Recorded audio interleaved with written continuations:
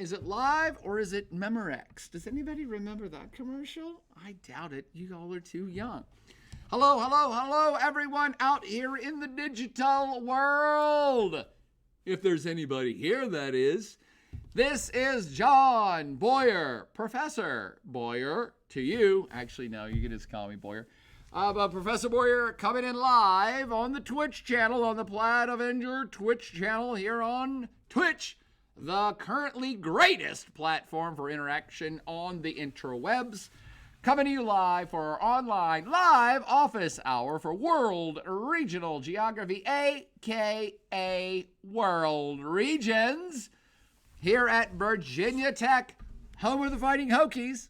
Although we ain't been fighting that hard this football season. Oh, sorry, still love Virginia Tech, the bestest of the best university east of the Mississippi and possibly in the entire world. Is anybody out there right now from the class or from the Twitch world in general? Please give me a shout out in the chat room to let me know that I'm coming in live, loud and clear, that you can both see me and hear me here on the Twitch. First time chatter has already popped up from T. Tristan. I recognize that name. That's not a first time chatter, is it? Double T Riston says, who else is here despite being done with the class already? Thank you, Tristan, for tuning in, even though you're already done. You rock too hard. First time chatter from Olivia Bolivia. Oh my God. Great screen name, Olivia. Olivia Bolivia, 1776. There's a lot in that name I'm unpacking. Whose first time at office hours. Thank you, Olivia.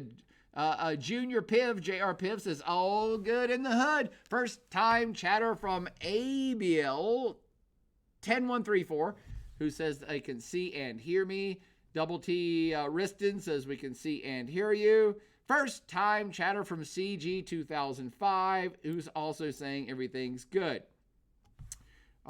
Katie, can you check out, why is my chat like so gigantic? I mean, it helps me see it, yeah, it's too big, but I don't know if is it freezing already or is that just it? Too big. I can make No, that's fine.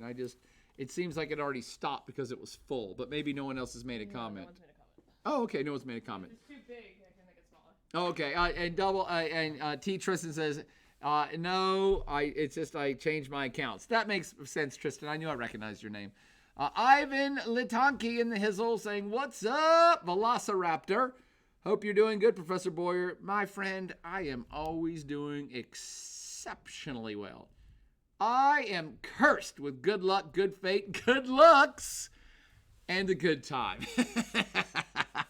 So what I was going to do tonight, since I have not done online office hours, I don't know, for 2 months, biggest slacker semester for me ever, and I do apologize for all the folks in the class, but most people already have an A, so I think they pulled it off quite fine on their own.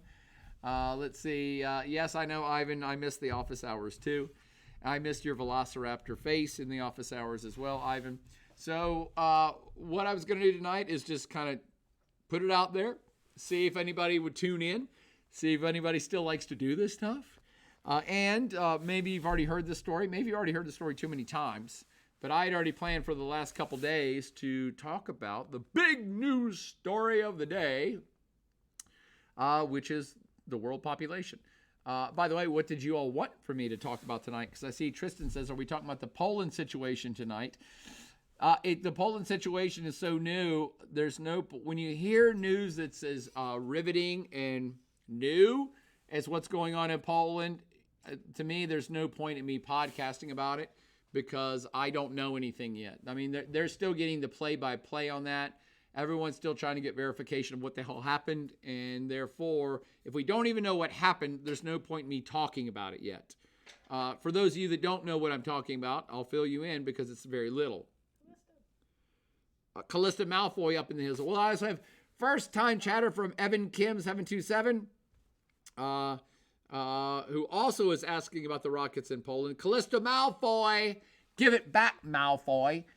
Subscribed at Tier 1. They're subscribed for 21 months. Thank you, Callisto Malfoy. And Callisto Malfoy also says, missed these. Well, I missed you, Malfoy, which Harry Potter never said. So the Poland situation that now 3 of you have asked me about, I was not going to talk about tonight because we don't know enough yet. And for those of you that haven't been watching any news today, it appears, and again, I say appears, don't be too quick to accept news stories right when they pop up.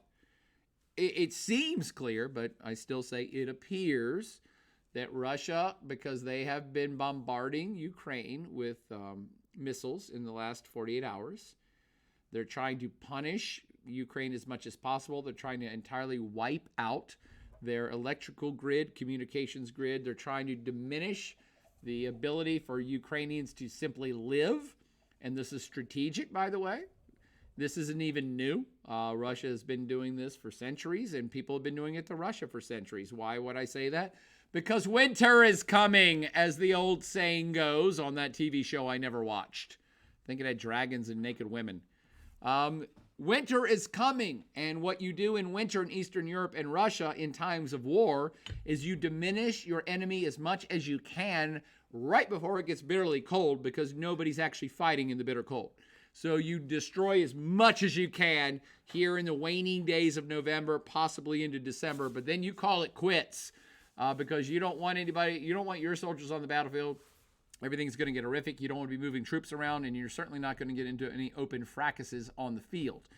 So Russia is trying to greatly diminish Ukraine's ability to even stay alive. They want to decimate them technologically and the energy grid and communications grid in order to demoralize them. So they have a horrible winter, and Russia can then reinvade in spring.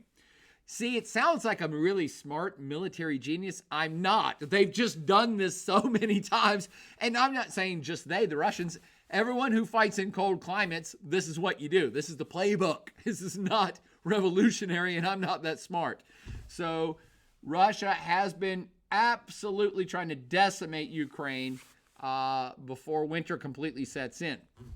And in doing so, the news story of today was during these missile strikes that some of these missiles must have gone off course and actually landed in Poland and blew some shit up.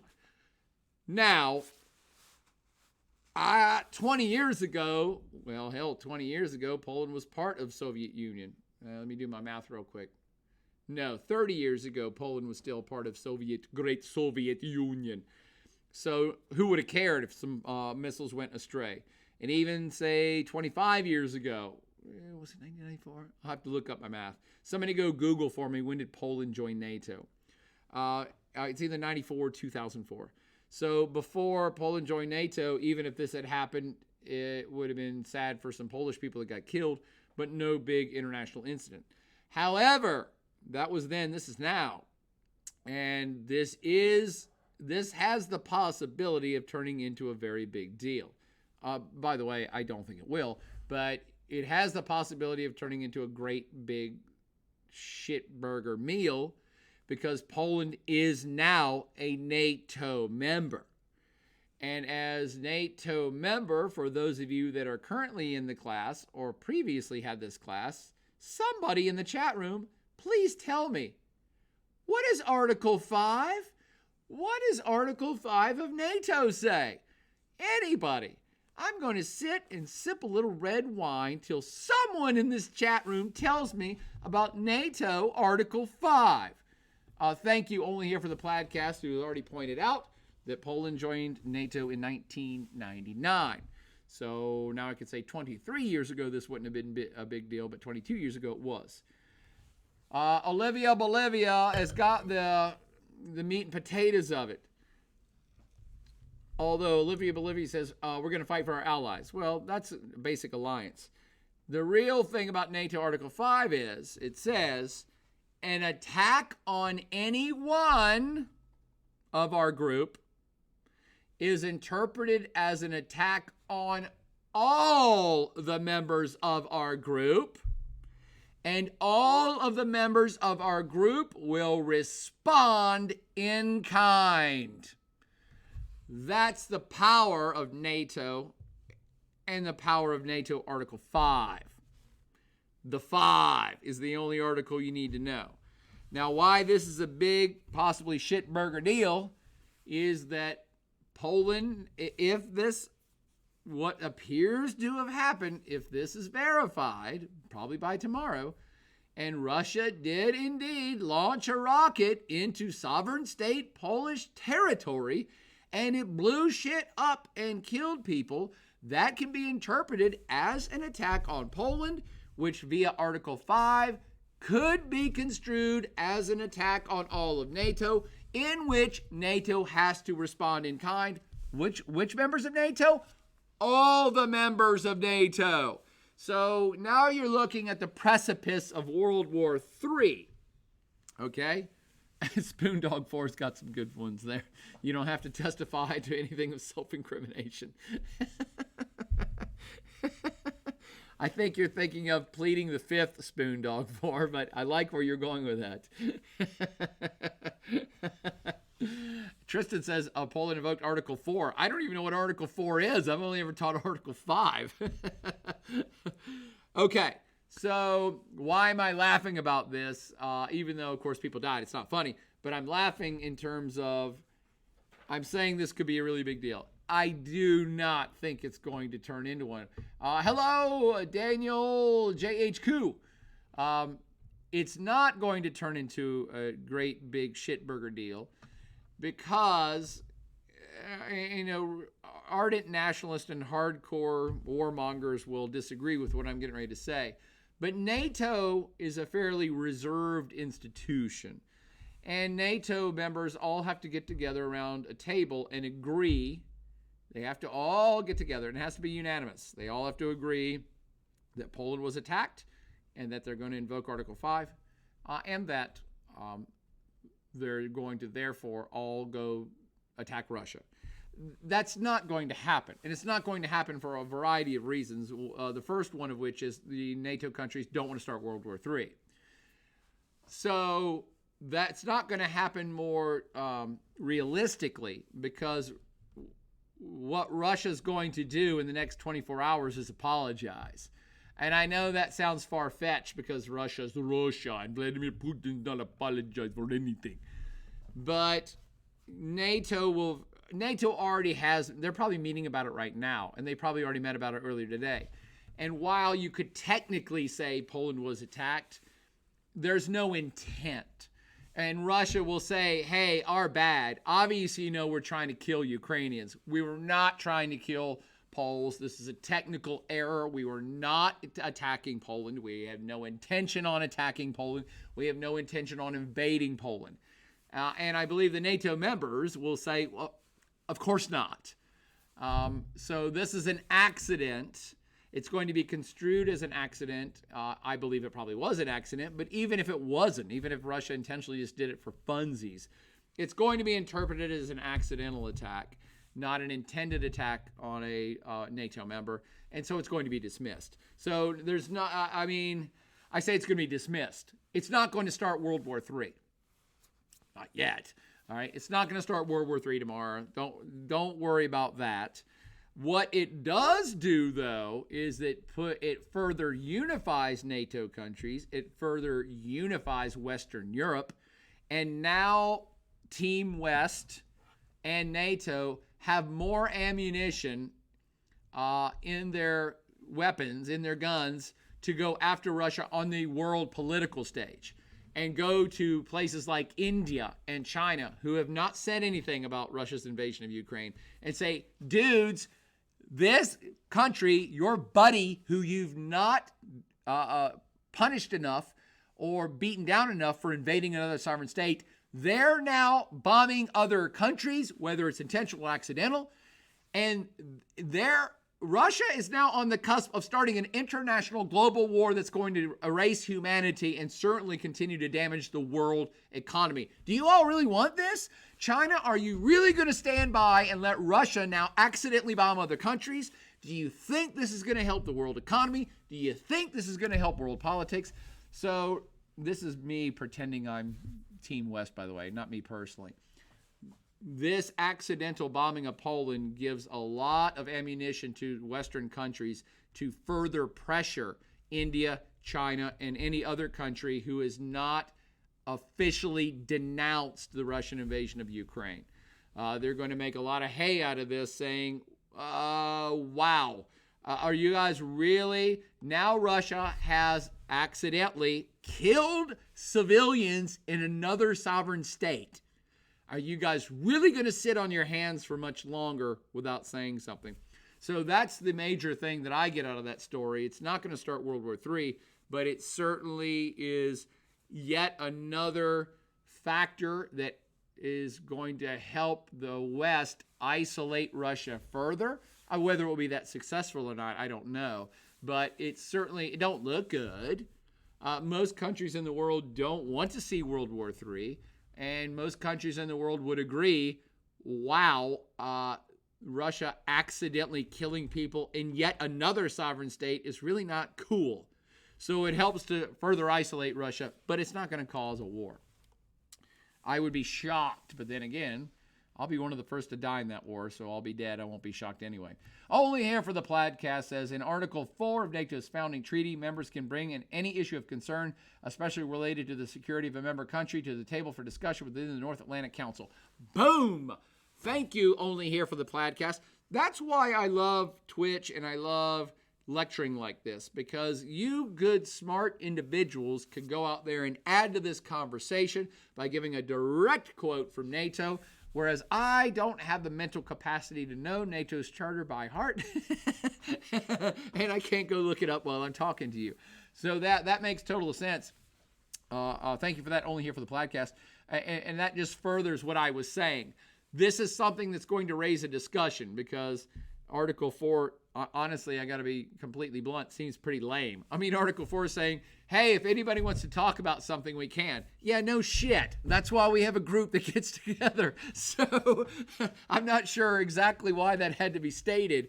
But yes, obviously, they're now saying Article 4, all the NATO countries have to get together to talk about what just happened, and that we will form a collective response. It won't be military. It'll be political, which is what I was just ranting about for the last 5 or 10 minutes. Okay. And Tristan says, oh, yeah, what above me said, LOL. Alape says, hi, Professor Boyer and Tristan. What's up, Alape? First time chatter from Vignes Shy Ampale. That's an interesting name. I say Vignes. That's like the French pronunciation of vines. Vignes Shy Ampale. Will Russia have any consequence for hitting Poland? That's actually what I was just raging about, Vignes. I think they're going to become further economically and politically isolated, and it's getting harder. A mistake like that on Russia's part makes it harder and harder for countries to sit on the sideline and not condemn Russia for what it's doing. Again, for all my Russian friends who are tuning in, this is not John Boyer, professor, leader of World Regional Geography, who's saying, I think Russia's doing something bad. No. I'm saying this further isolates Russia and puts them in a position of looking really bad. And looking really bad enough that other countries who are sitting on the sideline not condemning Russia's invasion of Ukraine, and again, no judgment. I'm not personally happy that Russia invaded Ukraine, but this is not a judgment call. But it puts more pressure on those countries sitting on their hands to sit on their hands and continue to not say anything. This is a world destabilizing situation. For those not in the know, the price of energy has gone up worldwide because Russia decided to unilaterally invade a sovereign state. The price of food around the world has been risen because Russia decided unilaterally to invade a sovereign state. The political instability of planet Earth has increased because Russia unilaterally decided to invade a sovereign state. I will say this, and this is not a judgment call. This is just, again, speaking the realities here.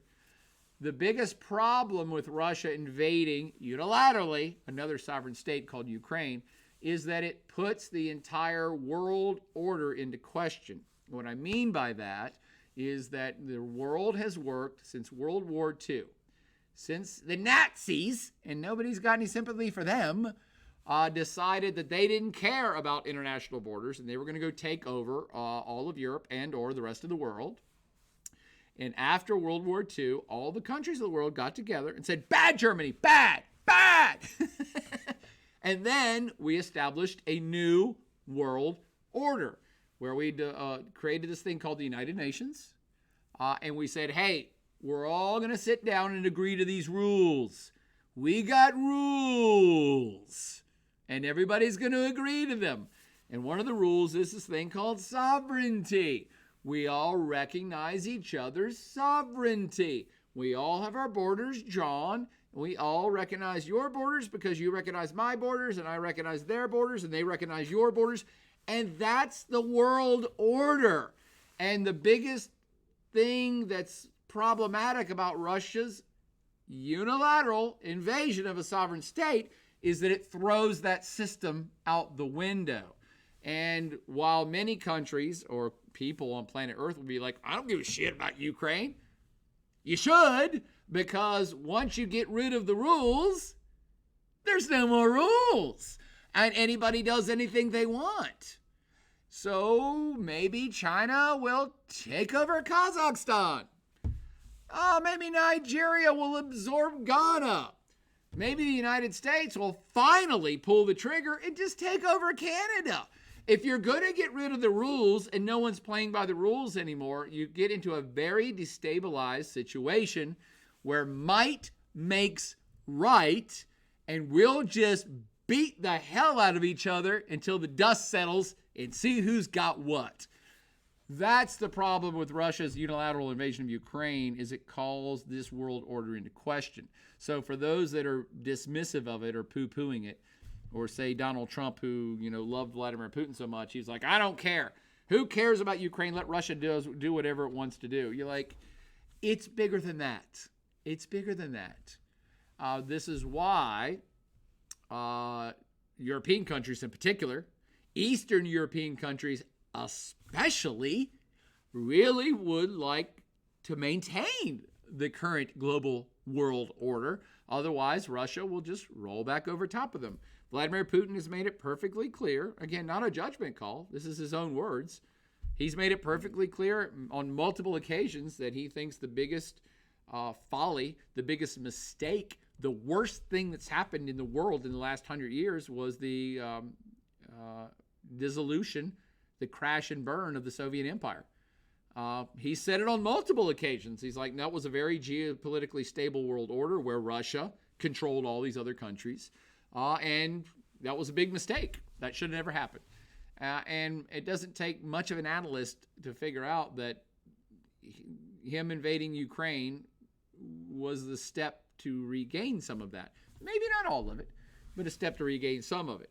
And so Eastern European countries who don't want to be part of Russia again are very much for the old world order. And that's why they wanted to jump into the EU and jump into NATO. And they're fighting very hard for NATO to step up and say, no. Well, NATO's important, and we should counterbalance or push back against Russian aggression. Again, I said this in a podcast, and by the way, we're supposed to be talking about something entirely different. You should read the comments. Okay. We should be talking about something entirely different, but I'm astounded by Putin's, Vladimir Putin, president of Russia, Tsar of Russia. I'm astounded by his timing on this whole invasion of Ukraine. Had he done this when Donald Trump was president, Ukraine would already be part of Russian territory. It's astounding how clueless he was. I guess he thought Trump was going to win a second round. I don't know. But the United States would never have got a Trump-led United States would have done nothing to help Ukraine. And therefore would have prevented NATO from doing anything to help Ukraine. So you're looking at a very different situation if we had another president in charge. Okay, but I said that was supposed to be a quick fill-in of what happened in Poland today. And it is a game changer, but not as much as you think. It's yet another catalyst to isolate Russia, but it's not going to start a war. But I was supposed to be talking about something else. So let me go through the comments real quick. Thank you, first-time chatter, Vignier Shy Amply.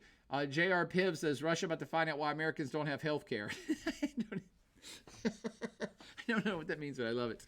Waterboy Link says, I didn't even hear about the Poland attack till now. And now you've heard everything you need to know. Falafel Waffle, love that name. Says, same. Olivia Bolivia saying, my friends bought your sticker at the Wine Lab the other day. They never even taken your class, but like the sticker. So they're all watching your office hours within the day. Thank you, you beautiful, beautiful sticker purchasers out there. Thank you. And Olivia Bolivia, when you come into Wine Lab, you get 2 stickers for free on me, Olivia Bolivia. First time chatter from Cheesy Bat. Cheesy Bat saying, hello, Professor. Hello, Cheesy Bat. Tristan says, I know you have a geography of wine class, but I generally think you should consider starting a geography of coffee class.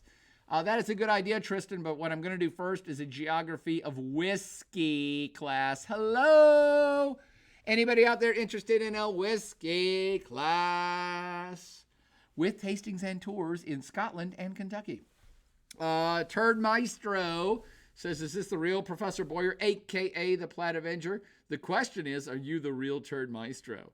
Do you conduct turds in a proper setting? Turd Maestro, what a great screen name. Daniel JHQ says, would you ever do lectures on Korea? Yes, I will.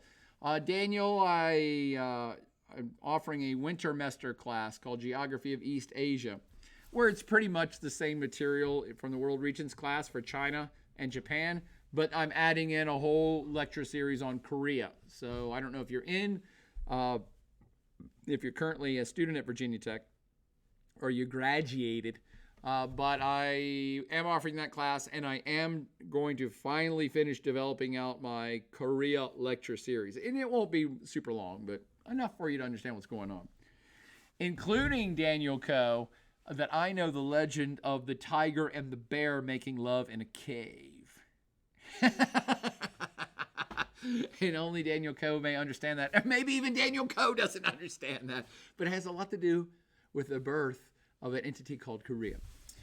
First time chatter from Real Henchia Hours. Real Henchia? Is that a sexual act? Henchia? Real Henchia Hours seems real enough to real hours. Alapay says, hey, I sent a couple emails in my group watching movies for extra credit. Should I forward it to you again? Your email. Yes, Alapay. Yes. Yes. I'm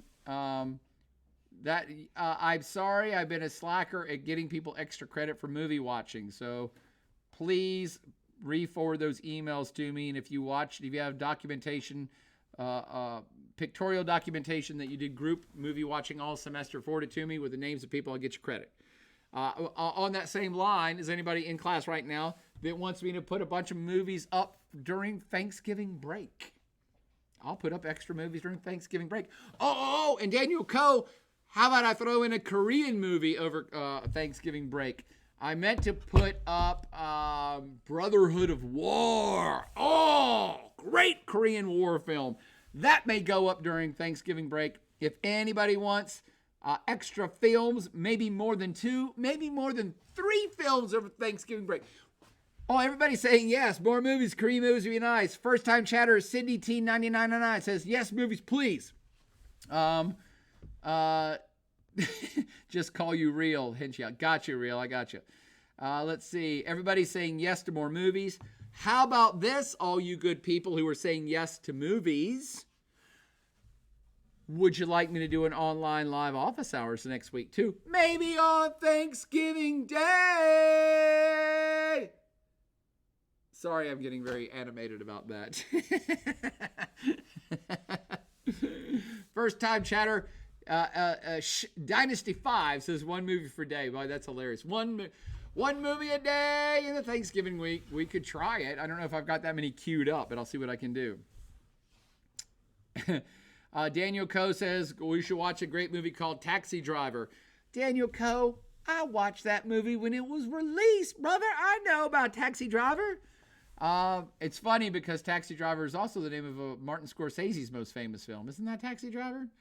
With Robert De Niro as a psycho in New York City.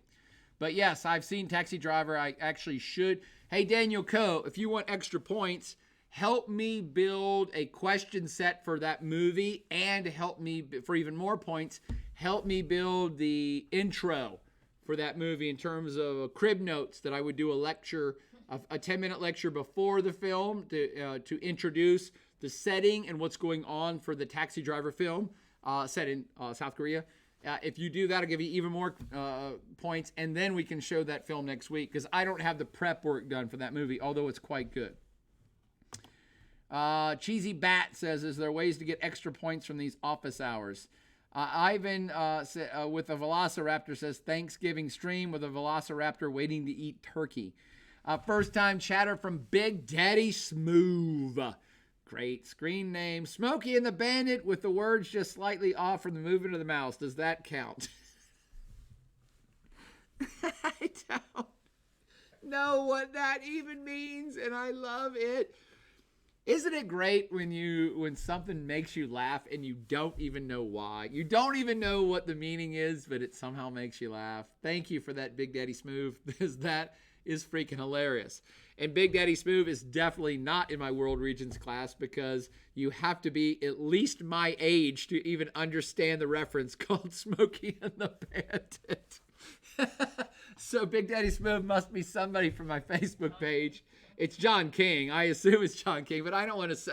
Okay, he called himself out. I was assuming it was you, Brother King. I was assuming.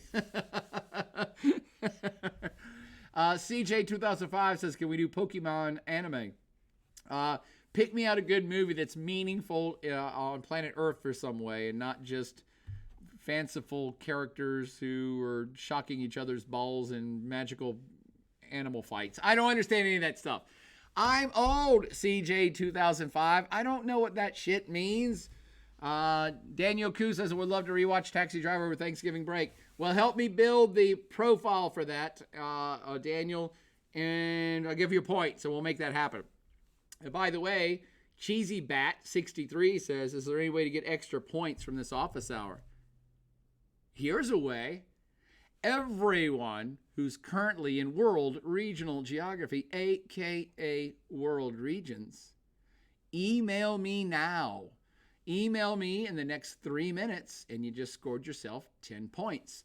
Email me with your screen name from Twitch and your real name and you just got 10 points. How about that? You have 3 minutes to do it. It's 8:53. You have till 8:35. You have till 8:38. Okay. However, I was here tonight to talk about the 8 billion people that we just crossed over on planet Earth today. Does anybody want to chat about that? That's what I came here to do. Luckily, I got distracted. Thank God I got distracted. Because I really hate giving presentations on single topics anymore. I'd much rather just have a conversation. And that Stag's Leap is pretty damn good. We should do a tasting on that next week. Okay, so what I was going to do a talk about tonight, today's big news story, and there's always gigantic big news stories.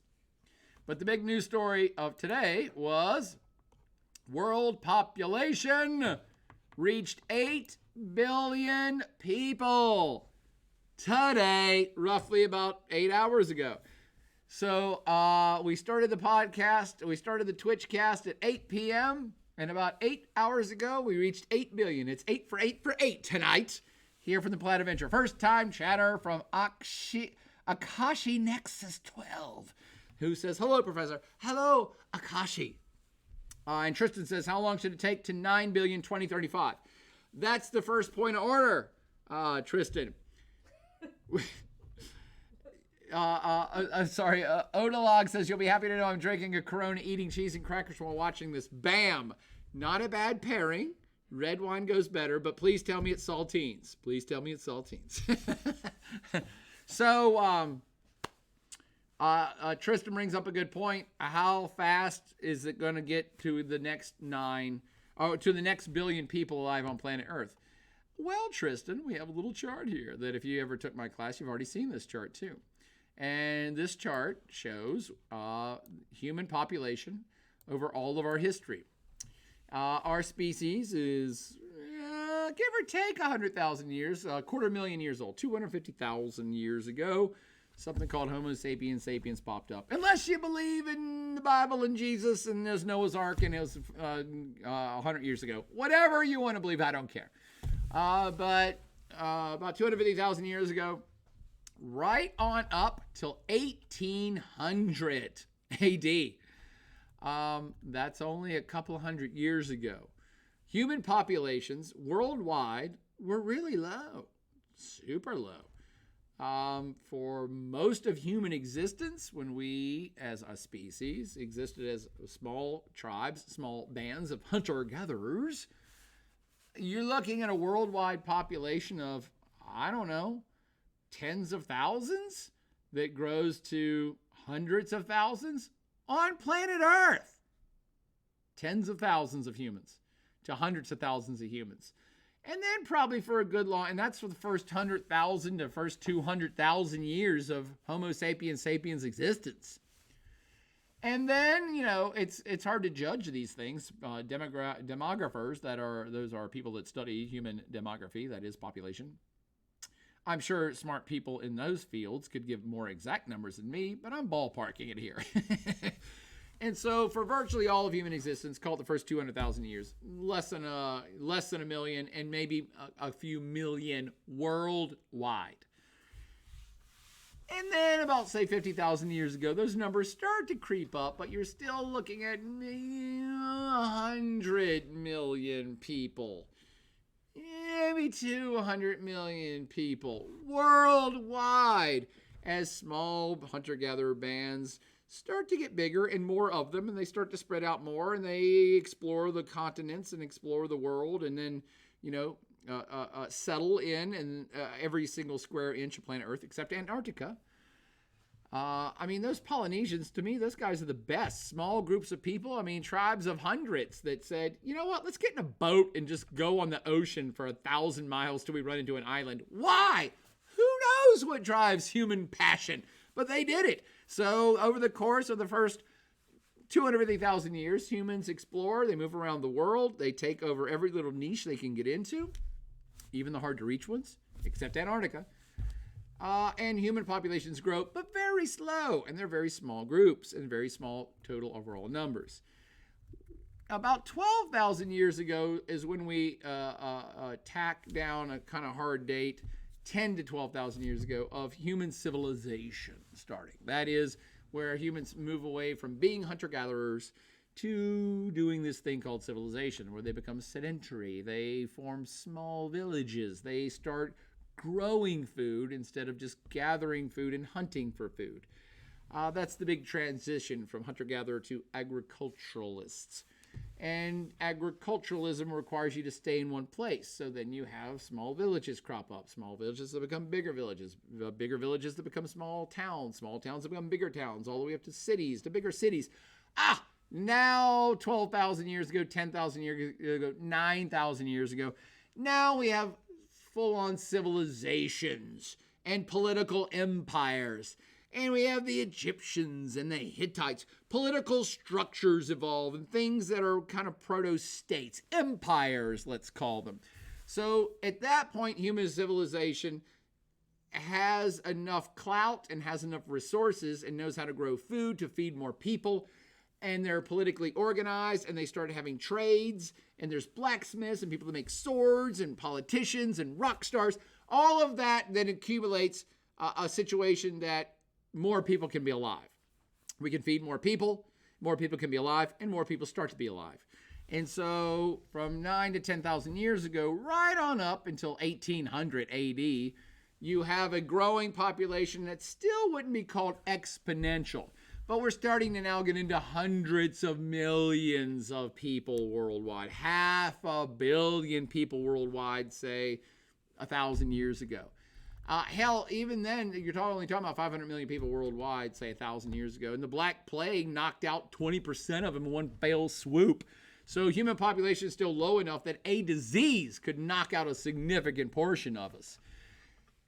Now let's just fast forward. Now we have the age of industry 200 years ago. And industry and the advent of better medicine and keeping people alive longer and better health and more food because of industrial processes. Now we can feed more people. More people can stay alive, and we've got better medicine, so more of them stay alive.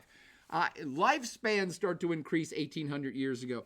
So this is when we started having what we call exponential population growth. So it took all of human existence, all of it, since the birth of the species in a cave with people with spears running around killing antelopes with their bare freaking hands, to 200 years ago, the populations were small. And then things start to blow up.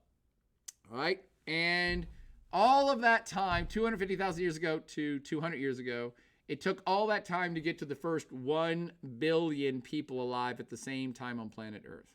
1 billion. And it's 1804, but let's round it off to 1800, right? But this is the thing about exponential growth versus mathematical growth. Exponential versus mathematical is if you have 10 of something and you add 1, that's 11. That's mathematical growth. You add 1, it's 11. Add 1, it's 12. Add 1, it's 13. Exponential growth is you have 10 and you multiply by 10. Now you have 100 and you multiply by 10. Now you have 1,000. That's exponential growth. And that is what's been accelerating rapidly since about 200 years ago, and really since 100 years ago. So you see this little chart here, all of human existence till 1800 to get to the first billion. Only took 123 years to 1923, I want to say, to get to, or 1927, to get to the number 2 billion people alive all at one time. And then you look at the chart, things start to go straight up after that because of exponential growth. Remember, when you have 100 people in your population, they're all having sex, and they're going to create, say, 2 people get together to have sex, thankfully still, maybe for not much longer. 2 people get together, have sex, they have 1 kid. So 100 people get together, they have 50 kids. But it's not that you're adding 50 kids. Now you have 150 people that are going to have sex. And now you're going to have 75, 150 people getting together, 2 people get together to have 1 kid, and now there's 75 added to the population. That's exponential growth. The numbers get way bigger way fast. And even as early as the 1900s, the advent of agricultural revolution had kicked in, so there's more food for more people to eat more and stay alive longer. But even as early as 1900, 1910, I want to say, human life expectancy, and it was better in Europe and America, but globally, life expectancy was like 32 years. Hell, call it 40. Let's be generous and call it 45. The average human on planet Earth in 1900 stayed alive till 45 years of age, and then they died. Think about that. That's only 100 years ago. How long do you expect to be alive? Life expectancy now is 75, 80. So we have a double whammy combination of way more food because of agricultural technology and vast improvements in human health, that we keep more babies alive and keep people alive longer, and human lifespan has been extended, which means more and more people stay alive for more and more longer. We keep more babies alive, we keep more old people alive, we keep all the people in the middle alive, more. So this is why we've had this exponential growth, that it was, to fast forward, we had like the next billion, we hit 3 billion in like 1980, 4 billion in like 1990, 5 billion, and I'm just trying to guesstimate here, almost the year 2000, 6 billion, just like 2003. And then I remember, because I was lecturing, I've been lecturing since the last 3 billion people have come on board. And so I've lectured about this every year, and it was 11 years ago that we crossed the 7 billion mark. Shit, Katie, I just remembered I've got to redo all my population lectures now. Thanks for nothing, human population. I've got to go redo all of my population lectures because I used the number 7 billion. What a bunch of jerks. So it took only 11 years from the last billion to this billion. So 7 billion people alive, 11 years ago was 2011. And therefore, one not need be a mathematician to project ahead that we're going to reach 9 billion in less than 10 years. in less than 10 years, as the charts indicate here. But I missed a bunch of comments, so let me go to the comment board. Let's see. Mini Bam Bam says hello. Hello, Mini Bam Bam. Great screen name. Odalog says, I signed on to Twitch when he answered the question about extra credit from office hours because someone dropped what he said in there. Hit me up on email, Odalog, and give me your screen name and your real name. Oh, look at this. J.M.R. Manolo up in the hizzle saying Professor Hans Rosling used to talk about this. And no, it was not a prediction, but an interesting fact. The documentary is pretty good, even it's a bit old. Yeah, well, actually, I remember watching that one, Manolo. That's a good talk. Hans Rosling. It's a very good talk with very good graphics. I remember being impressed by the graphics. It was a TED Talk, wasn't it? I know he did a TED Talk if the one you pointed to is not a TED Talk, but it's quite good. Everybody should go watch that. Alapi says, the Morocco videos are pretty cool since I've been to Ayet Red Hadou. I've forgotten my time in Ayet Red Hadou. That's a great little place. A Mac user says, have we mentioned 4 billion without the internet yet? Just popped in. Is it really half the human population doesn't have the internet? Because it seems like everybody's on the damn thing. At least there are half the... way too many people are on Twitter. That's for damn sure. But maybe Elon Musk is going to fix all that. Let's see. Replying. Let's see. Actually, you called out this TED Talks. Good for you, Katie.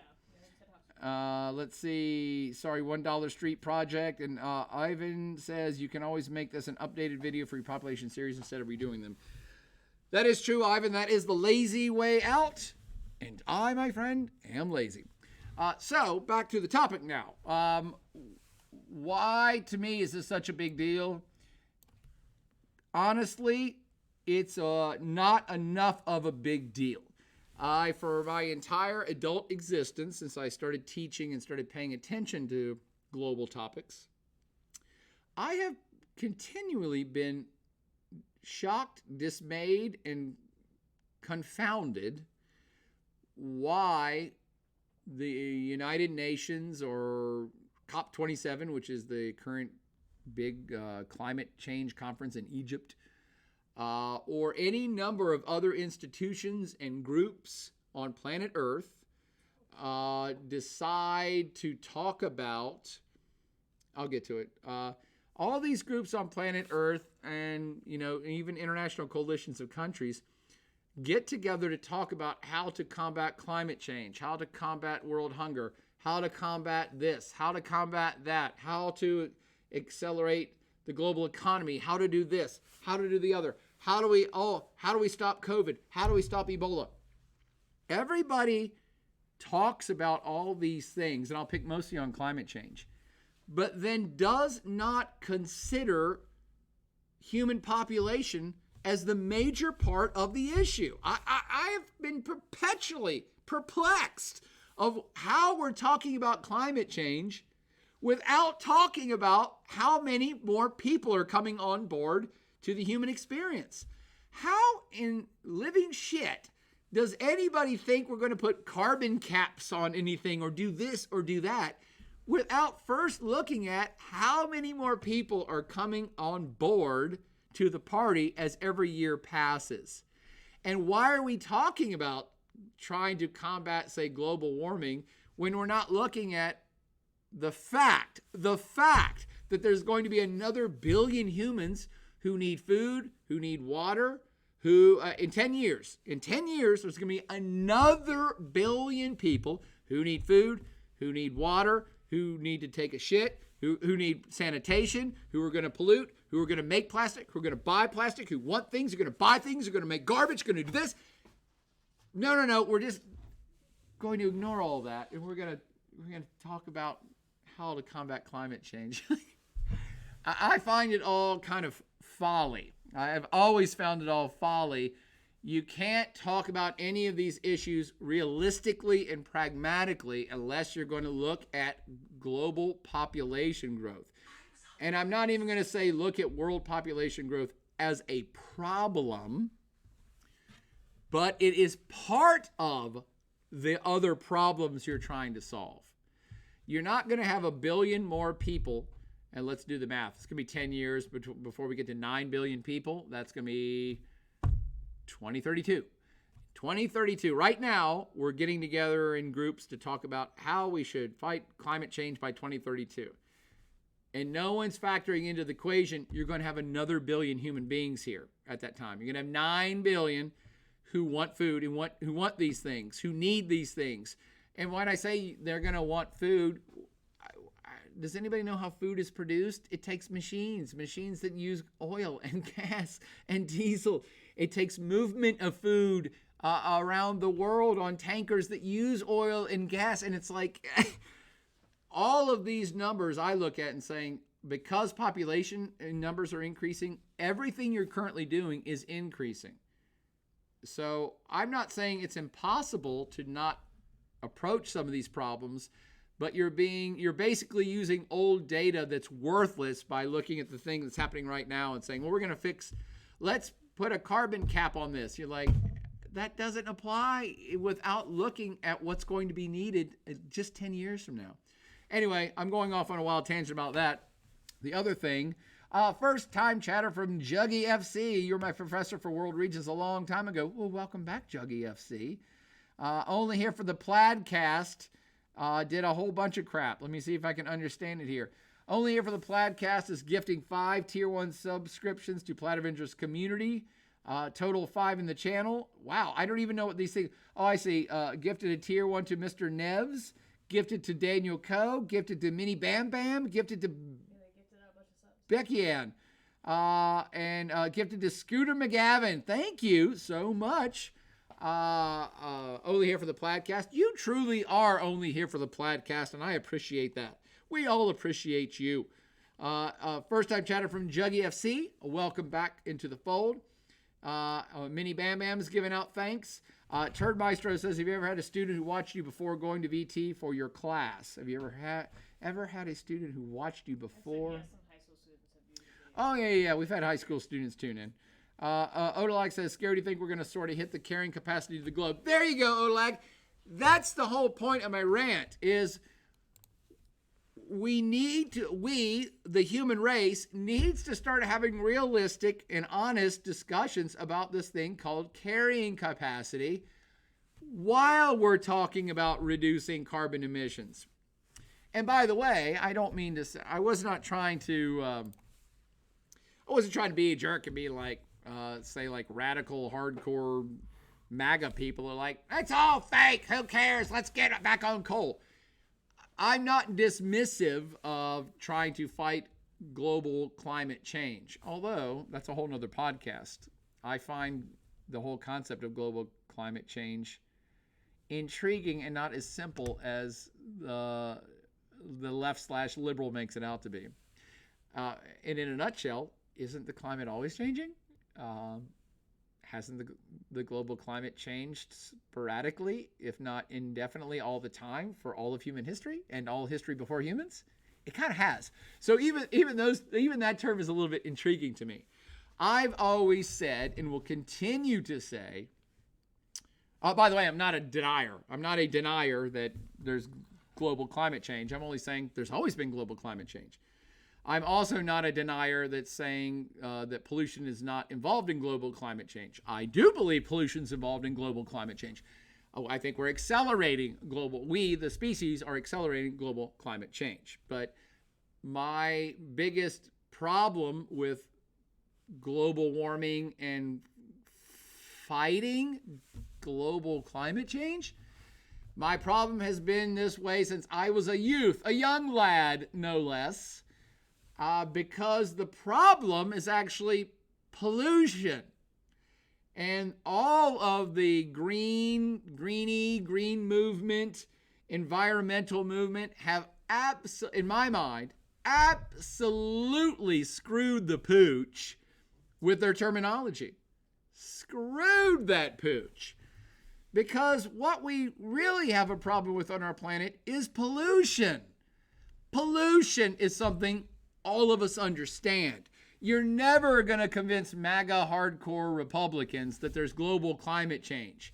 But even extremists would say, well, of course there's pollution.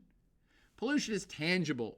We can see pollution. When we smell it, we can smell pollution. We don't like pollution. Pollution's crappy. We don't like to see pollution in the water. We don't like to see air pollution. You guys are too young to remember this. John King, if he's still in the house, remembers this. In Los Angeles, during the 70s and 80s, they used to have smog alerts. The air was literally brown. Literally.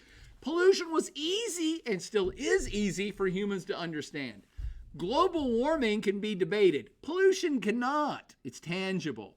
So I think the environmental movement has absolutely missed the boat and screwed the pooch, because we should have been focusing on how do we eliminate pollution.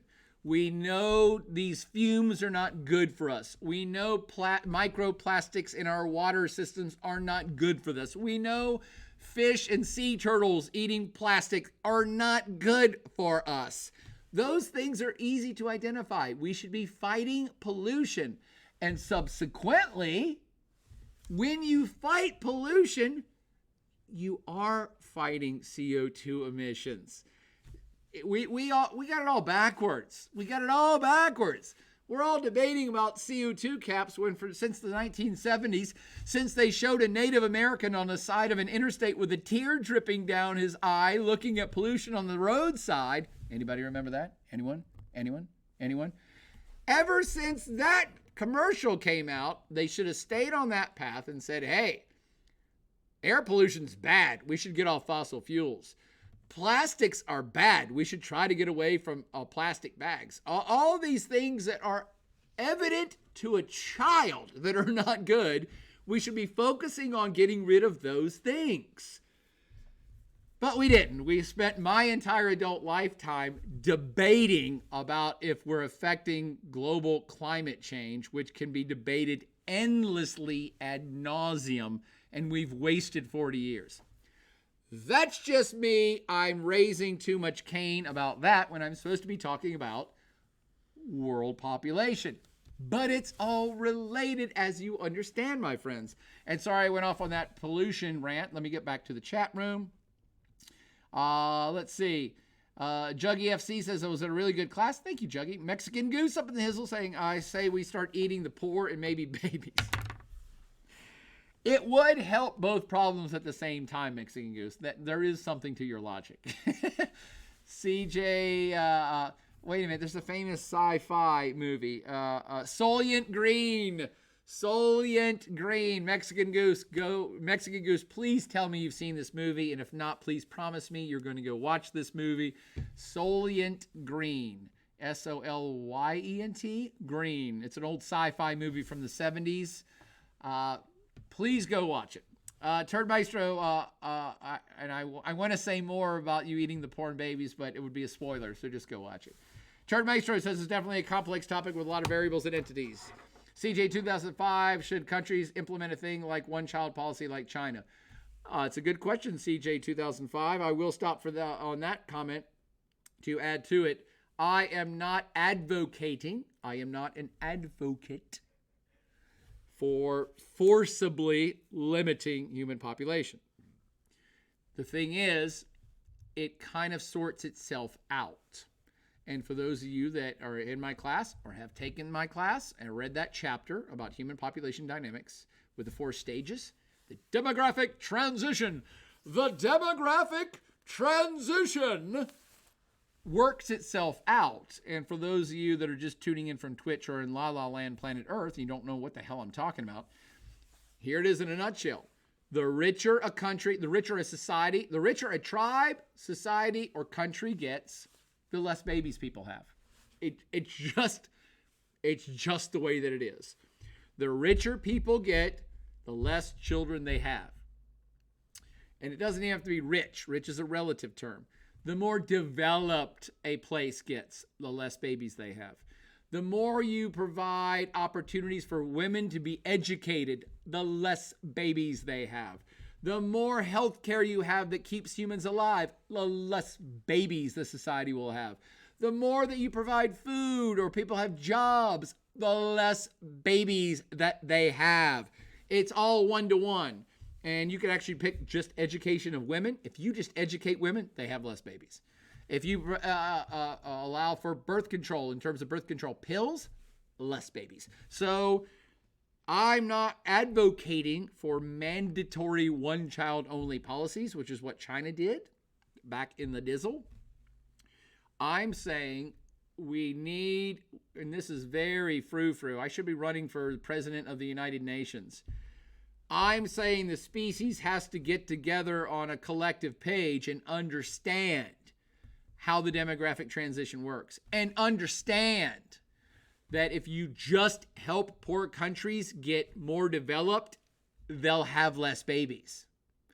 If you just help other countries in Africa or Latin America or Central Asia or Southeast Asia, if the rich countries help develop the lesser developed countries, they'll have less babies. It's really not up for debate. Either that or you introduce a super virus that kills all planet Earth like 12 and a half monkeys. Or any other number of zombie films that have some virus that kills everybody. There's that. And not to seem too grim, but the COVID scenario that maybe some of you remember. Does anybody remember that COVID thing? The COVID scenario is exactly what happens in an overpopulated scenario on a singular system. If there's too many individuals in a singular system, as the old saying goes, nature will take care of itself. And a solution will present itself. And there is, I think we're actually long past due for some sort of worldwide pandemic. Where a really nasty virus like COVID pops up and does decimate human population. Quite frankly, we're past due. Everybody thought COVID was a big deal. That was child's play. Go back and look at the 1918 Spanish influenza virus. Whew! That makes COVID look like baby shit. I mean, that's a real threat in a heavily populated world that's continuing to add more and more people. So there's health implications, but there's also power implications, and those are some of the things that I wanted to talk. There's environmental implications with an increased human population. There's health implications, and for sure in your lifetime, you're young, I'm old, I won't live to see it. You're young. You're going to live to see another COVID or something probably significantly more dangerous. I'm not trying to scare anybody. It's the way of the world. Just get on board with my Buddhist sensibility of like, it is what it is. It's your life. You got one life. Enjoy it even when crazy stuff happens. So that's likely to happen because the system will right itself eventually. So there's environmental implications. There's health implications. There's food insecurity implications. There's resource stress with more and more people who need more and more stuff. But there's also power implications. And those are some of the things I wanted to talk about. There's power implications in terms of, as I suggested just in my rant 5 minutes ago, as you get more and more developed, as any country gets more and more developed, they have less children. And so we are certainly going to add 1 billion more people in the next decade. There will be 9 billion humans alive in the next decade. However, they're not all going to be equally distributed throughout the globe for the reasons I just suggested. The richer a country is, the less babies they have.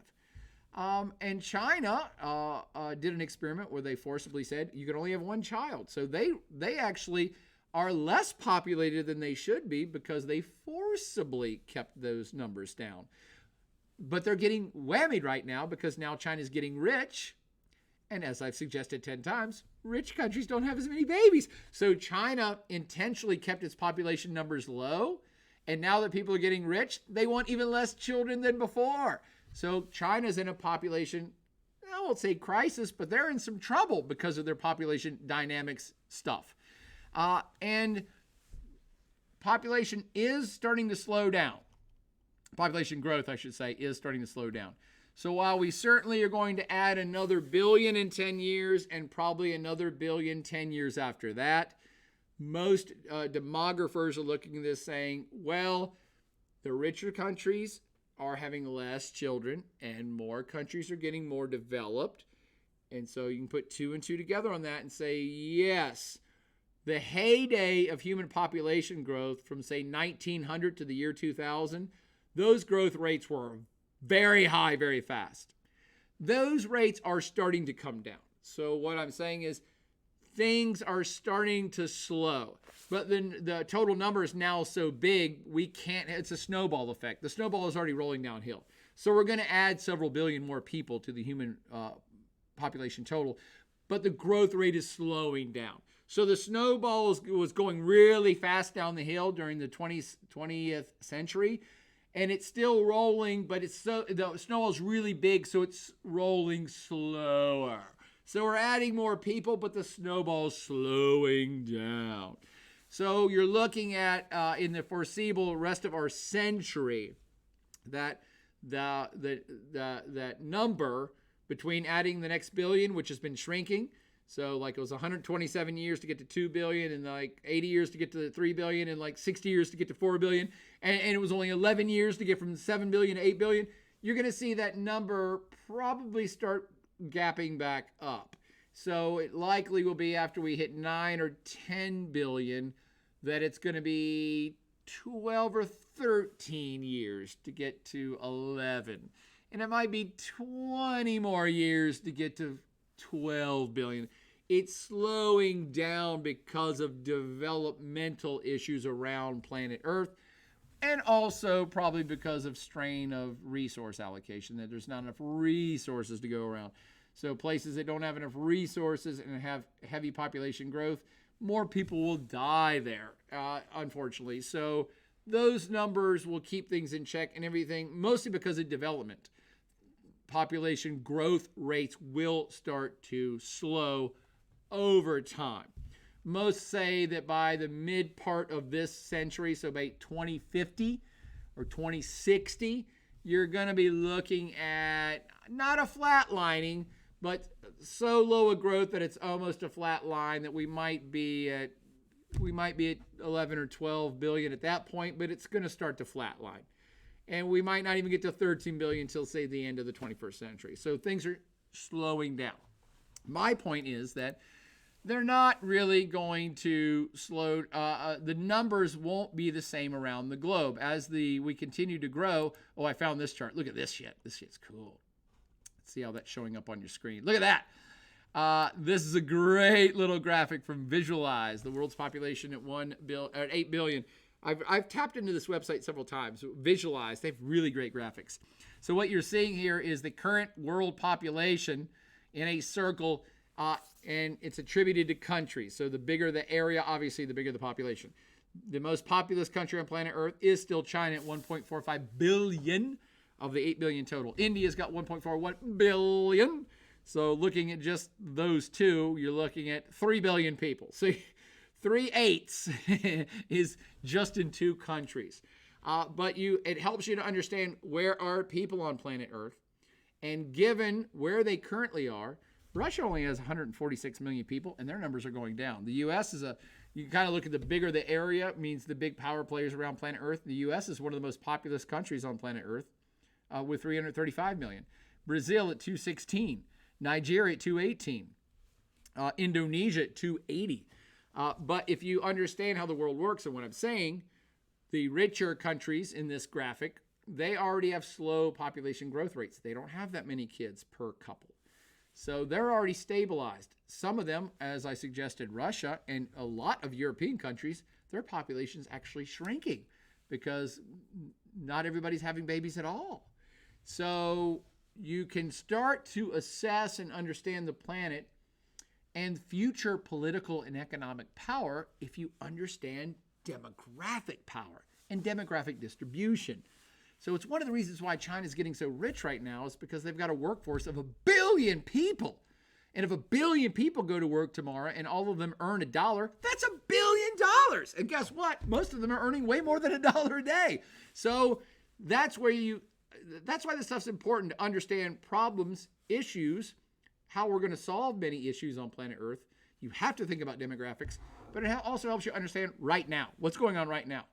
Who are the political power players right now? And who are going to be the political power players of the future?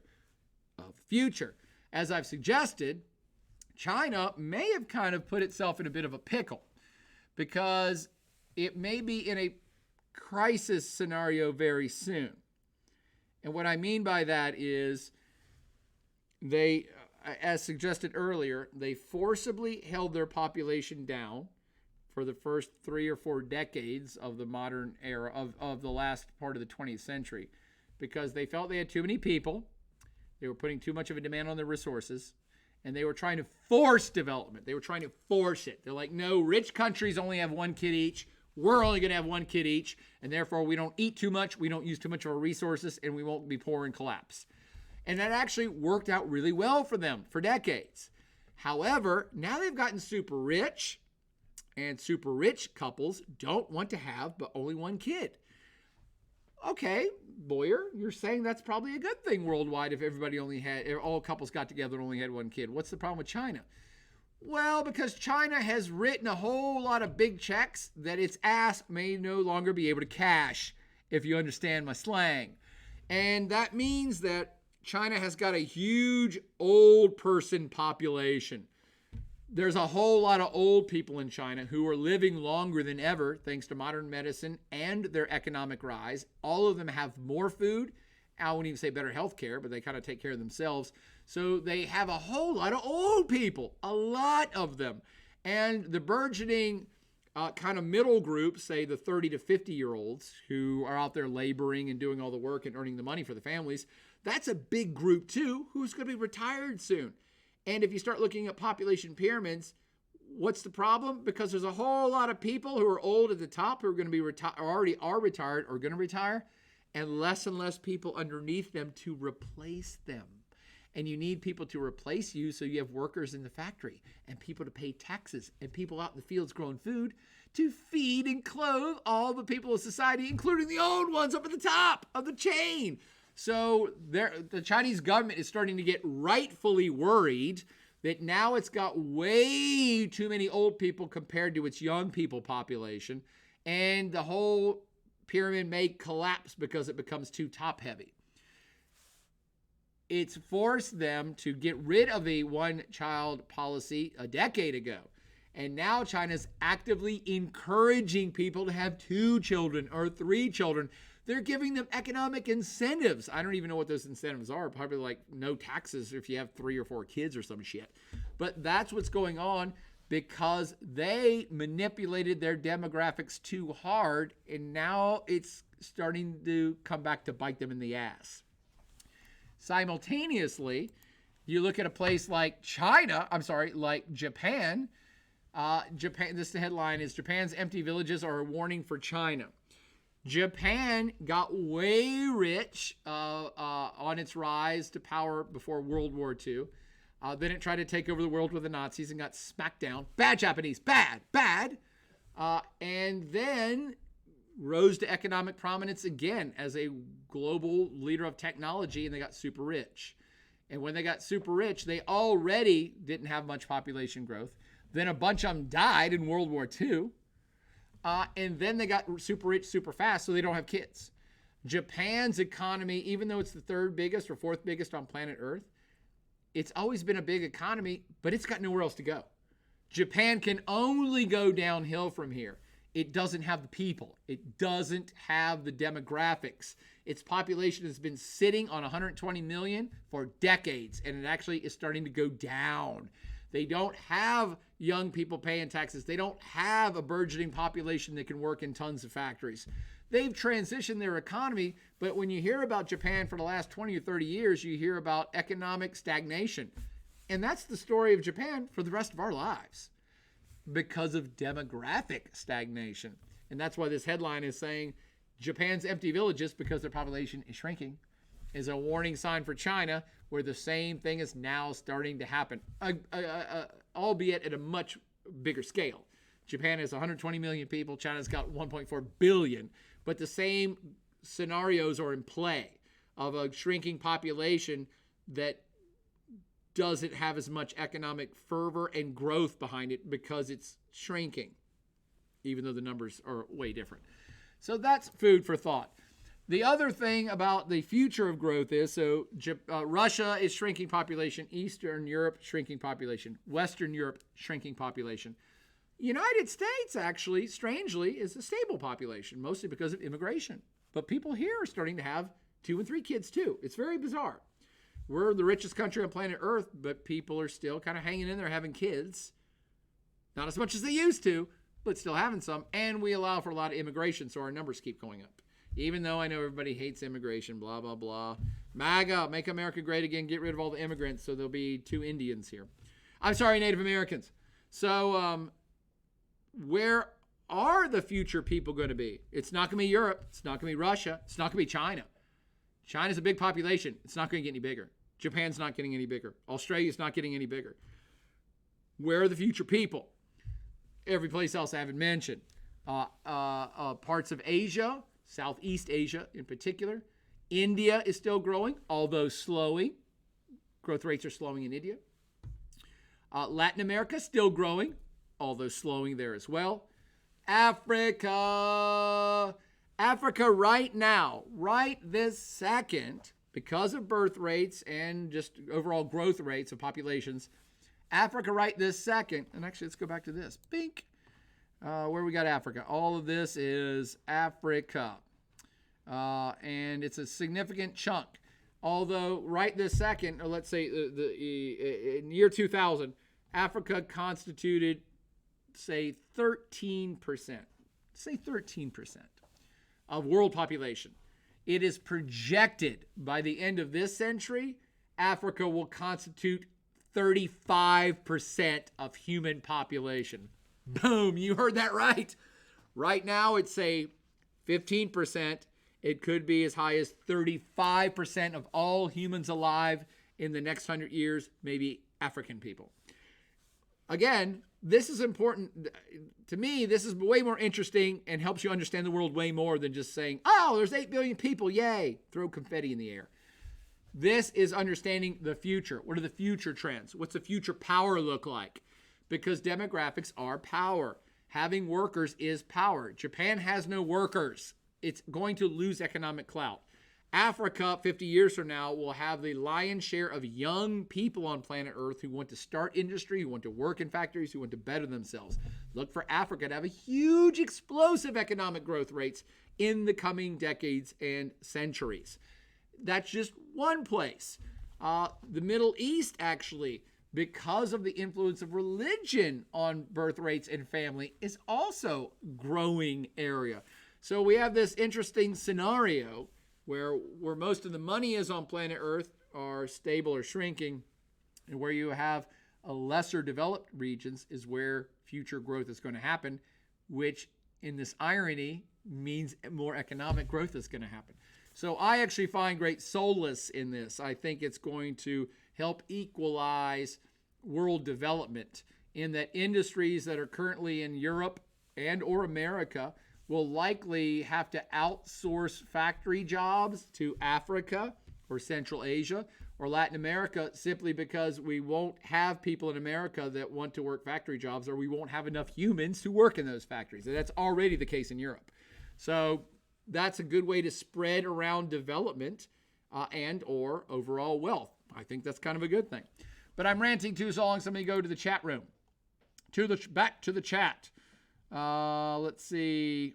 J.R. Manolo says, I feel the world has enough capacity in space, but not in the way we consume right now. A new way is needed if we want the quality of life just by feeling. I agree. J.M. Manolo. By the way, it's very fascinating that they just had a 2-week conference called COP27 in Egypt about global climate change and how to combat global climate change, but nobody talked about simultaneously we just crossed over 8 billion people on planet Earth. Again, to me, they're inextricably woven. You can't talk about one without the other, but they did. At that conference and many others that you guys have probably heard about, many of the lesser developed countries on planet Earth are rightfully raging, saying, why should we cut emissions? Why should we not use fossil fuels to get rich like all you rich countries did? And you all pollute more than us anyway. Why should we all be sitting at a table talking about how we're all going to sacrifice You rich countries have never sacrificed, and we have never got to get rich to sacrifice. Why are you asking us to sacrifice? I think that's a decent argument.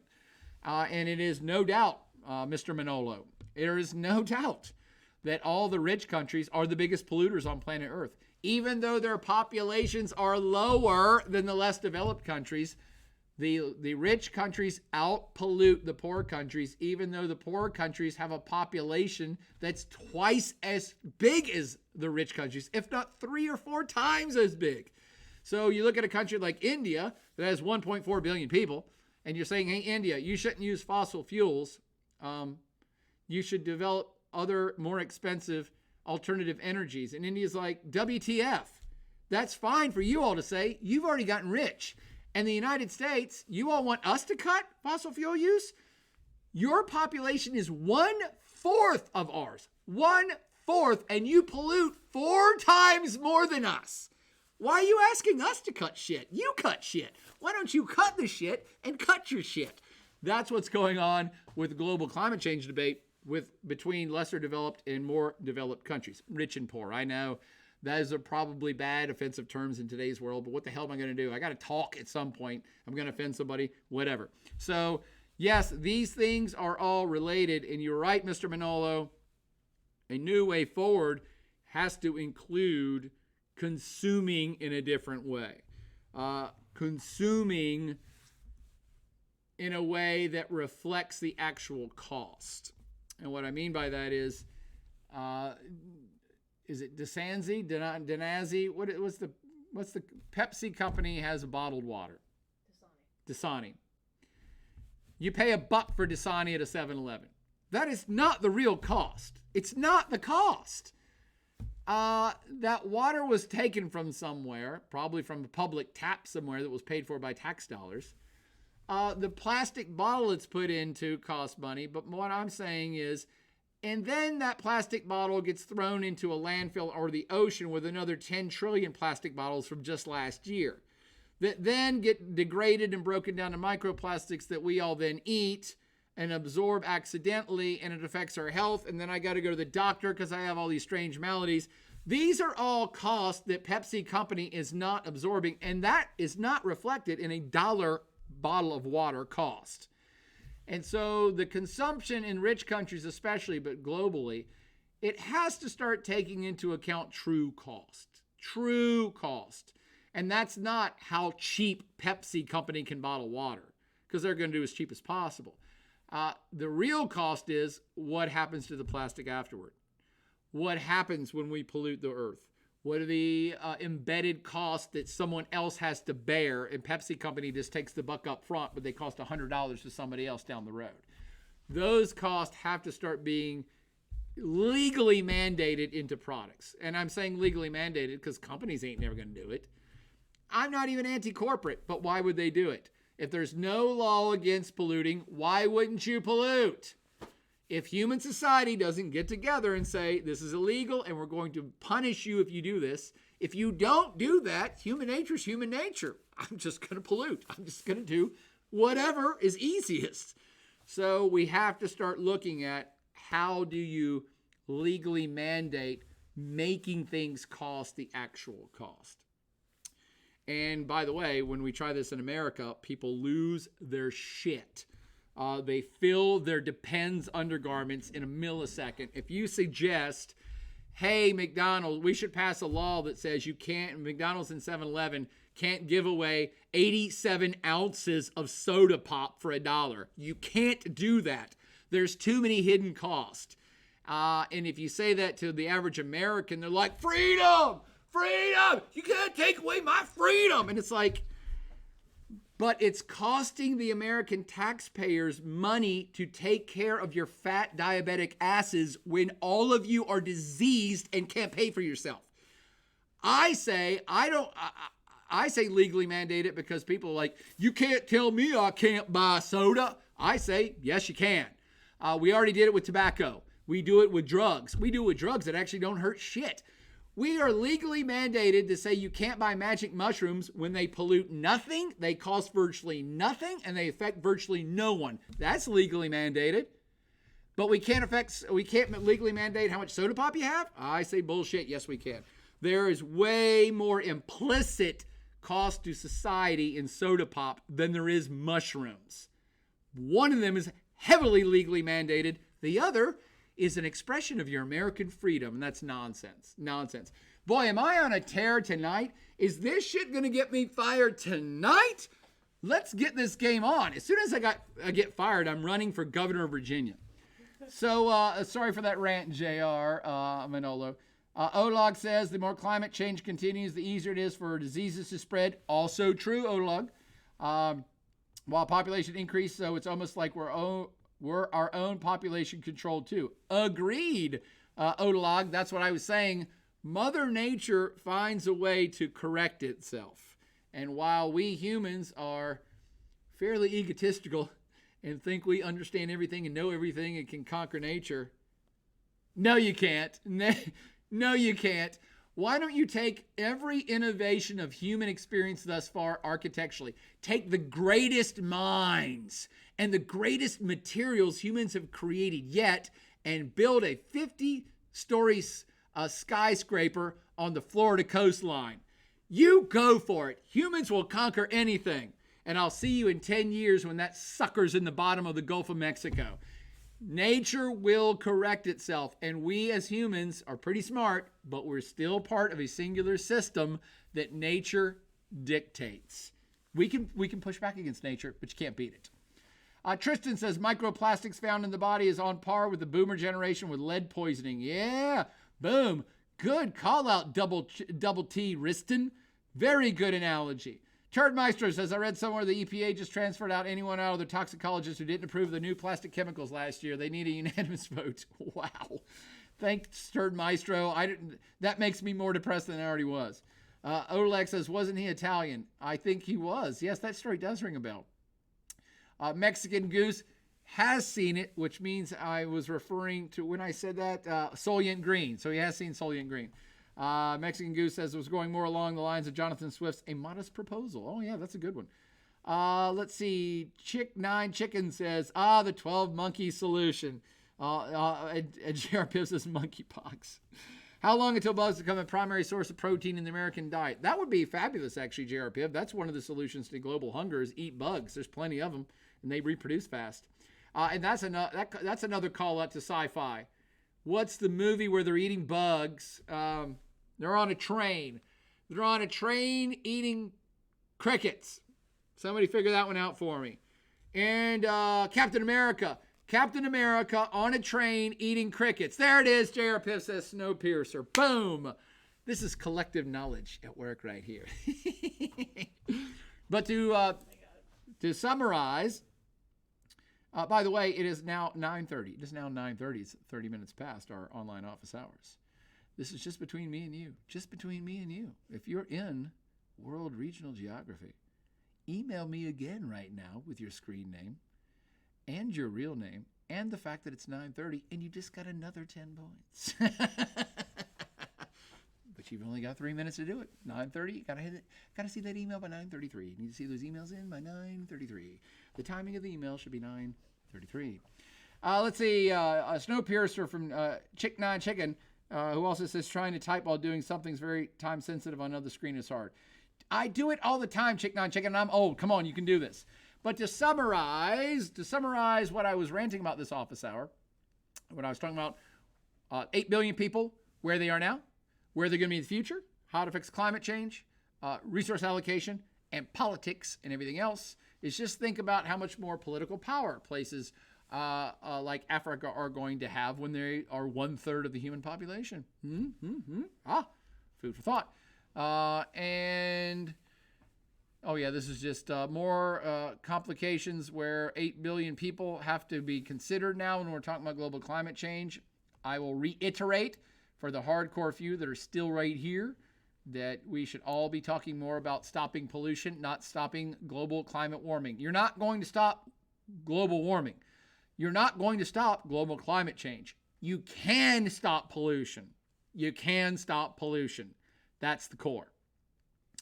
Alipay says, how are China's investments in Africa going? Yeah, China's trying to buy Africa because they understand what's going on. And I will add this as a final thought. I'm saying it for the third time. Look at this news story. Sperm count drop accelerating worldwide and threatens the future of mankind. This is a study from today, 4 days ago. And I've read about this study in multiple places as well, that this has been happening for virtually my lifetime.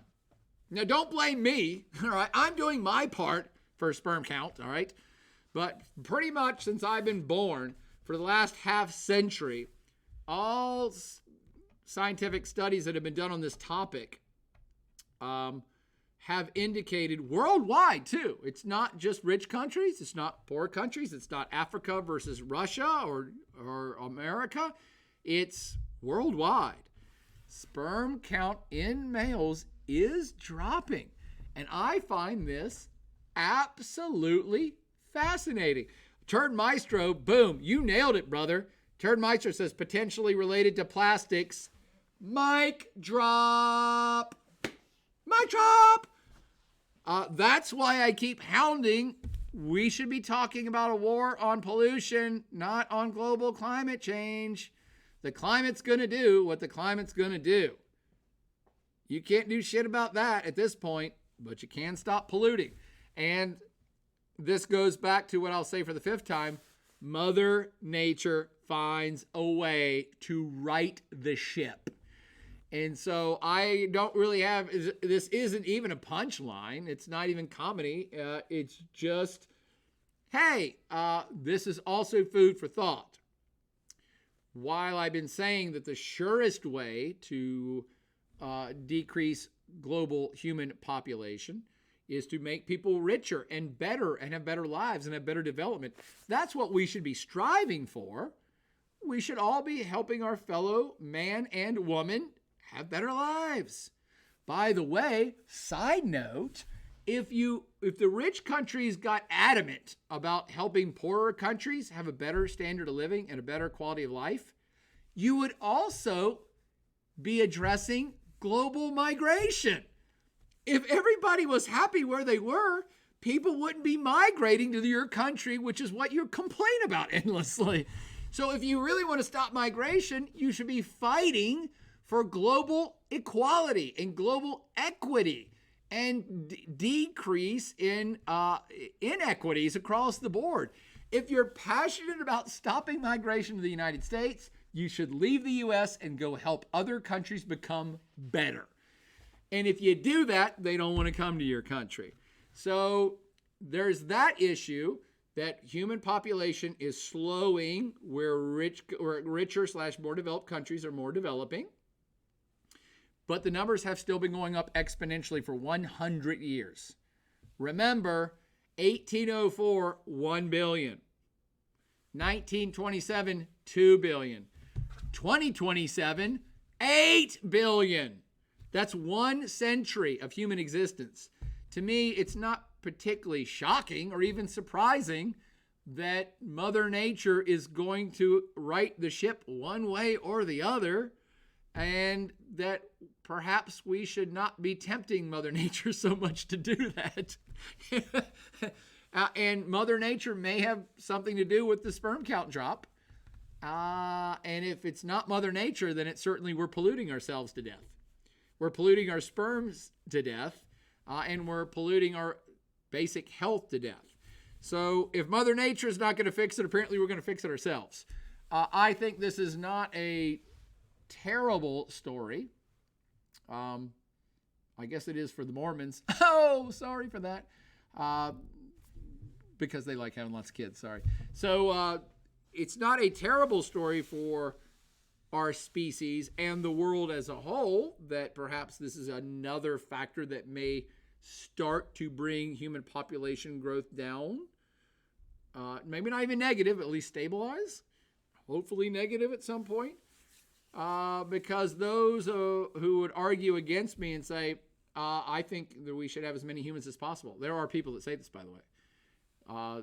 Is it the Malthusian argument that, was it Malthus that said world population is going to crush all the resources This is a writer like from 200 years ago who said, all the world's going to end because there'll be way too many people and they're going to use up all the resources and we're all going to die. And ever since that guy made those predictions, and he was predicted wrong because human ingenuity devised technologies. We had an agricultural revolution and we got better medicine, and so we kept more people alive. And so ever since that guy was proven wrong by human ingenuity, there have been a group of people, a vocal group of people that are like, human population can grow indefinitely. All that's nonsense. We should have as many kids as possible. Everyone should have 1 million kids, because the more people that are out there, the more smart people will be born, and more smart people will have more smarts to solve more problems. So the way to solve problems is to have 1 million kids each, because then at least one really smart kid's going to figure something out. Sure, that's an argument. However, I look at the long game, and that's a ridiculous long game argument, because we might have enough resources right now, and we might have enough resources for 10 billion people, and really smart humans may figure out how to grow 10 times as much food. So we might have enough food for 13 billion people, maybe 20 billion people. But at some point, realistically, there's not enough room on planet Earth. So looking at the long game, it's like, no, every system has a true carrying capacity, at which point it cannot handle anything else. So the arguments of unfettered human population growth, to me, are stupid, fall on deaf ears. They're not realistic, because every system has a breaking point. Every system. And the Earth is a system. And we might be seeing with sperm count drop and human health being degraded, and more perhaps wars breaking out over water, a limited resource. Either Mother Nature or human society will figure out a way to make sure there's not that many people on this planet. It would be nice if we figured it out ourselves in a more gentle manner. And thus is the end of my 8 for 8 at 8 rant about 8 billion people and its implications for right this second and the future of political power and global warming and all this other stuff. Thank you all for tuning in. Turd Maestro says sperm count been dropped for a decade. Plastics. CG 2005 says, will things like electric cars work against pollution? Sure, they work against the pollution we're most worried about right now, CJ. So right now we're worried about CO2 emissions. All fossil fuels put more CO2 in the air. CO2 perpetuates and accelerates global warming. Those are facts, not opinions. Sorry, MAGA peoples. Getting electric cars would be good, and electric everything and wind-powered everything is great, because we would not be using as much fossil fuels. But please remember, for the people that are skeptical of that, and I'm not skeptical, but I'm a realist. How do you make electric cars? How do you make them? How do you produce the steel that goes into the electric cars? How do you make the steel that goes into the engine? How do you make the parts? How do you make the glass? How do you construct an electric car? How do you make the batteries that power electric car? How do you make the power that goes into the batteries that power the electric car? So it's not as simple as just do this. It's like all those things in that chain of events that gets to an electric car require resources, energy resources, plastics, glass, metal, things that actually require other energy sources to make those things. So you're not out of the woods just making electric cars, because you're still using a lot of fossil fuels to make those electric cars. At some point you get a balance where there's enough electric cars out there to counter the CO2 emissions that you had to put out to make those cars. But we're a ways off from that. Even wind power, like, wind is easy, wind's free, that doesn't cost anything. No, those turbines are made out of steel, and they have to be replaced, and there's moving parts. And so those parts do have a carbon footprint. Everything has a carbon footprint. Everything has to be made in some way, shape, or form, using energy of some way, shape, or form. I guess a perfect loop would be you build a nuclear power plant, and the nuclear power plant fuels all the factories for all the electric cars and wind turbines. That would be pretty good, but we now as a species don't like nuclear power that much either. So you're going to have to burn something at some point to create energy to make all these energy efficient things that we all like. and we haven't cracked that nut yet. Turdmeister says, also, you may already know, but we're projected for a mini ice age in 2030. NASA doesn't deny this explicitly. Russia explicitly points to it. I hope so. I like ice ages. I like the ice. I'm missing the snow already because of global warming. And the limits of growth is the paper. Good call, Turdmeister from Maltus, I think. As a programmer, it's a pretty silly paper. I'll have to check it out again. I only read the crib notes. First time chatter from Jojo Haley says, I got off of my meeting late and had to join later. Were there any ways to get points discussed that I may have missed? I'm just asking because the email said there might be. Jojo Haley, I'm saying this to you and you alone. I'm going to click end of this podcast right now. Start watching the recording of this podcast immediately. And as soon as you figure out the solution of how to get points, email me and say, this is Jojo Haley specifically emailing you. Does that make sense? Do those things and watch the whole podcast, by the way. And that will answer your question, Jojo Haley, and get you some points. Thank you, Turdmeister, for tuning in. Thanks for all the first-time chatters. Thanks for just here for the Plaidcast who gifted a bunch of subscriptions to people. Thank you all to everyone who tuned in. Thank you even more to all those that gave me a shout-out. I hope you enjoyed this office hour, which turned into almost 2. This is what we do here. I had a really great time. I apologize profusely to the people in this class that I haven't done this for 2 months. But it seems like most people are doing pretty good in the class and don't care. Based on your recommendations, I'll put up a bunch of movies, or at least a few movies, over Thanksgiving break. And I will, if you ask nicely, or just email me and ask meanly, I'll do a podcast again. I'll do a Twitch cast again on Thanksgiving Day or thereabouts. So you can tune in front of your family after you're full of turkey and say, hey, look, Mom and Dad, this is my jackass college professor. Here's the stuff he teaches us. You should ask for your money back. You all have a great night. If I don't see you, and I likely won't, have a great Thanksgiving break and a great turkey day. And we'll see you here on the flip side. Actually, I'll see you a week from now when I get back online on Twitch and do something for Thanksgiving. Turkey, turkey, turkey! But as always, party on.